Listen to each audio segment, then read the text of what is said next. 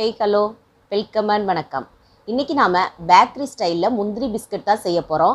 இது செய்கிறது ரொம்பவே கஷ்டம்னு நினைப்போம், ஆனால் அப்படி இல்லை, ரொம்ப ரொம்ப ஈஸியான ரெசிபி தான். இப்போ வாங்க அந்த முந்திரி பிஸ்கட் ரெசிபி எப்படி செய்யலாங்கிறத பார்த்துடலாம். ஃபஸ்ட்டு இந்த ரெசிபி பண்ணுறதுக்கு ஒரு மிக்ஸி ஜாரில் 1/4 கப் அளவுக்கு சர்க்கரையை நல்லா இந்த மாதிரி பவுடர் பண்ணி எடுத்துக்கோங்க.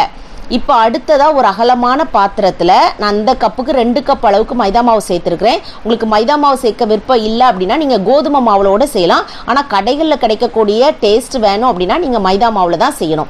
இப்போ இது கூடயே நம்ம அரைச்சி வச்சுருக்கிற அந்த சர்க்கரை பவுடரை சேர்த்துக்கோங்க. அடுத்ததாக 3/4 ஸ்பூன் அளவுக்கு உப்பு சேர்த்துக்கோங்க. இந்த பிஸ்கட்டுடைய டேஸ்ட் பார்த்தீங்கன்னா அந்த உப்பும் இனிப்பும் கலந்து தான் இருக்கும். இப்போ அடுத்ததாக ஒரு 1/2 ஸ்பூன் அளவுக்கு ஓமத்தை கைகளில், அதாவது உள்ளங்கையில் வச்சு நல்லா கசக்கிட்டு சேர்த்துக்கோங்க. இந்த ரெசிபியை பொறுத்த வரைக்கும் நீங்கள் ஓமத்தை மிஸ் பண்ணாமல் கண்டிப்பாக சேர்த்துருக்கணும். அடுத்ததாக ஆப்ஷனல் தான், ஒரு 1/4 ஸ்பூன் அளவுக்கு பேக்கிங் சோடா. இது விருப்பம் இல்லைன்னா நீங்கள் ஸ்கிப் பண்ணிக்கோங்க. இது சேர்க்கறதுனால ரொம்ப அந்த கடமுடான் இல்லாமல் கொஞ்சம் சாஃப்டாக கிடைக்கும் அந்த பிஸ்கட்டு. அடுத்ததாக 4 ஸ்பூன் அளவுக்கு எண்ணெயை நல்லா சூடாக்கிட்டு சேர்த்துருக்கிறேன். இப்படி சூடாக்கி எண்ணெயை சேர்க்கறதுனால அந்த பிஸ்கட் வந்து நல்லா மொறுமொறுப்பாக இருக்கும். ஒருவேளை உங்களுக்கு நெய்யினுடைய மனம் பிடிக்கும் அப்படின்னா நீங்கள் தாராளமாக நெய்யை உருக்கிட்டு சேர்க்கிறதா இருந்தால் கூட சேர்த்துக்கிடலாம். இப்போ இது எல்லாத்தையும் நல்லா ஒன்று போல் மிக்ஸ் பண்ணி எடுங்க. அந்த சர்க்கரை, உப்பு, ஓமம் எல்லாம் நல்லா ஒன்று போல் கலந்து மிக்ஸ் ஆகி வந்திருக்கணும். இதை மாதிரி வந்ததுக்கப்புறமா கொஞ்சம் கொஞ்சமாக தண்ணி ஊற்றி இதை பிசைஞ்சு எடுத்துக்கோங்க.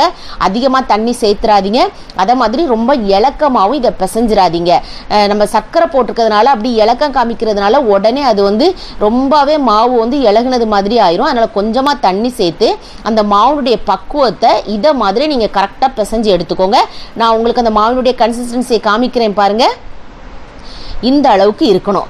இப்போ இதை அப்படியே மூடி போட்டு ஒரு 20 நிமிஷத்துலேருந்து 30 நிமிஷம் முடிய நம்ம அப்படியே விட்டுடலாம்.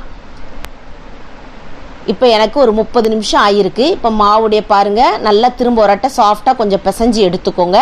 எடுத்ததுக்கப்புறமா இது 2 பகுதியாக நான் பிரித்து எடுத்துக்கிறேன். ஒருவேளை நீங்கள் நிறைய மாவு போட்டு செய்கிறீங்க அப்படின்னா அதுக்கு தகுந்தது மாதிரி நீங்கள் பிரித்து எடுத்து வச்சுக்கோங்க.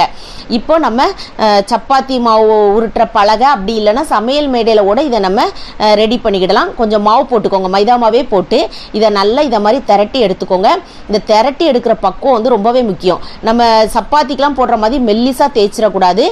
அதுக்காக நம்ம ரொம்ப மொத்துன்னு இருக்கக்கூடாது. அதனுடைய பக்குவத்தை நான் உங்களுக்கு காமிக்கிறேன் பாருங்க தேய்ச்சிட்டு.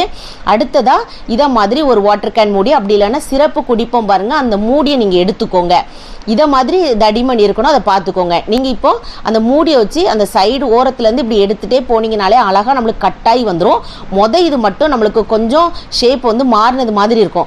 அதுக்கப்புறம் நம்ம வேகமாக இதை மாதிரி எடுத்துகிட்டே இருக்கலாம். மீதி இருக்கிற மாவையும் ஒன்று போல் திரட்டி இதை மாதிரி நீங்கள் கட் பண்ணி வச்சுக்கோங்க.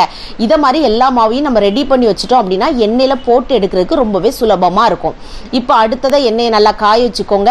அதில் ஒரு பிஸ்கட்டை நீங்கள் தூக்கி போட்டு பாருங்கள், மெதுவாக அப்படியே எலும்பி வர ஆரம்பிக்கும். அப்படின்னா நம்மளுக்கு எண்ணெயினுடைய சூட்டின் அளவு கரெக்டாக இருக்குன்னு அர்த்தம். நீங்கள் மொத்தமாக இப்படி இது மாதிரி போட்டால் கூட நம்மளுக்கு பிரச்சனையே இல்லை, ஒன்னோட ஒன்று ஒட்டலாம் செய்யாது.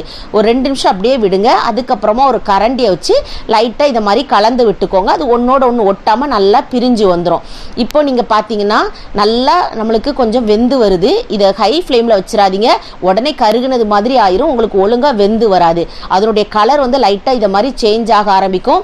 அந்த எண்ணெயினுடைய சலசலப்பு எல்லாம் நல்லா நிற்க ஆரம்பிச்சிடும். இப்போ பார்த்தீங்கன்னா உங்களுக்கு சூப்பராக குக்காய் வந்துருச்சு. நீங்கள் இதை எடுத்துடலாம். இதை மாதிரியே மீதி இருக்கிற எல்லாத்தையும் நீங்கள் பொரிச்சு எடுத்துக்கோங்க.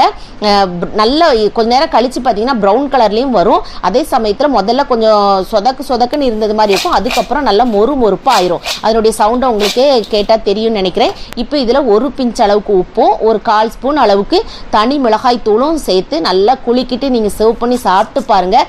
டேஸ்ட் ரொம்பவே சூப்பராக இருக்கும். கண்டிப்பாக ஒரு முறை உங்கள் வீட்டில் இந்த முந்திரி பிஸ்கட்டை செஞ்சு பாருங்கள்.